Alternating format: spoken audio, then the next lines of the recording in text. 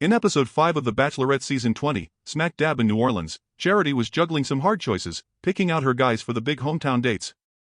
This episode was jam-packed with 3 exclusive dates and a group one, which had 2 guys saying goodbye. What happened in The Bachelorette season 20 episode 5? The episode kicks off with Charity and the dudes soaking up the New Orleans scene. With hometowns looming, Charity's left with 6 guys, and soon it'll be just 4. She's got some really tough choices ahead and wants to make every minute count with the remaining guys. A meet-up at a local cafe starts things off, and all the guys are pumped to see her. She promises them a week of good times. Aaron B., a New Orleans resident for 7 years, feels comfy and hopes for a one-on-one date to play tour guide. But it's Joey who snags Charity's attention for a one-on-one as a horse carriage shows up. The other guys reckon Joey's sealed his hometown visit. Tanner, on the other hand, feels overlooked. Despite waiting patiently, he's worried he may have missed his shot. Joey and Charity's date starts with a tour, topped off with some tasty Louisiana grub. A fortune teller gives their compatibility a thumbs up, followed by a chill stroll around the city full of music, dance, and romance. During the day, they get a local poet to whip up a poem based on their shared experiences. By dinner, they're both stunned by how well they vibe together. Chatting about hometowns, Joey shares his family's worries about him getting his heart broken, since he's a soft-hearted guy. Talking about interracial relationships, Joey says he's keen to learn and grow. Even though he hasn't been with a black woman before, he's firm in his belief that love is colorblind. His honesty gets Charity emotional, and she gives him a rose. Next week, Joey's family will get to meet Charity. Elated, Joey declares his love for her. Another date card pops up for Sean and Tanner, suggesting some decisions need to be made.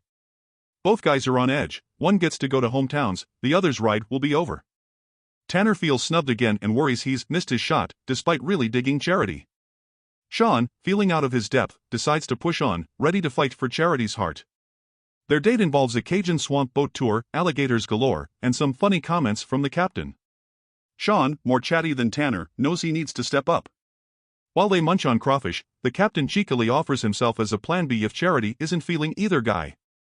Tanner senses Charity's growing bond with Sean, leaving him uneasy.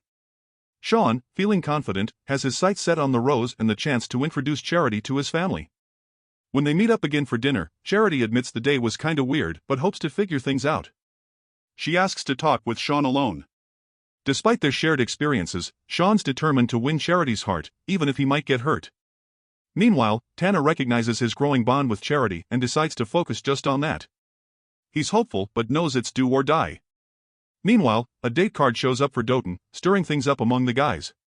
Aaron B. is confused and increasingly annoyed at being overlooked. For Charity and Doughton's date, they join in a fun race wearing tutus. Back at the hotel, both Tanner and Sean think they have an advantage in winning Charity's heart. Back at the race, a wise old man married for 58 years shares his secret to a long marriage: just say yes, dear.